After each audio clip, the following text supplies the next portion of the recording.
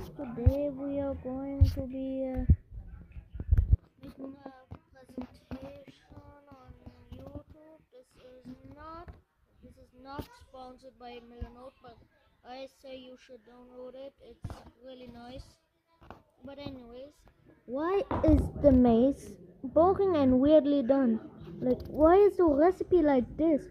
One singular rod and a heavy ass core, or just a heavy core, ignore it, makes this thing when there's clearly a tip over here and an end at the bottom.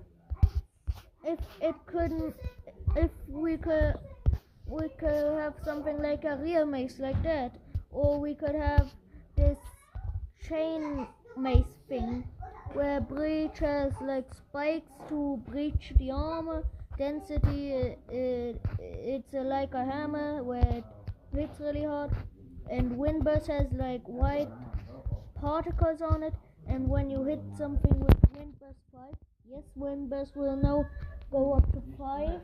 You will go really high up, but not so high up that you would die, but instead that high up that you get to half a heart with a full protection and feather falling and at full heart. But if you hit it then again after doing that, then you could definitely one-shot something like, I don't know, like an Elder Guardian, maybe even a Wither. If you have density or breach on it, you could maybe kill a netherite player. And that was my presentation. Hope you liked it. Thank you so much, and that is it. Thank you. Download Milanote now. Guys, today we are going to be making a presentation on YouTube. This is not sponsored by Milanote, but I say you should download it. It's really nice. But anyways, why is the maze boring and weirdly done? Like, why is the recipe like this?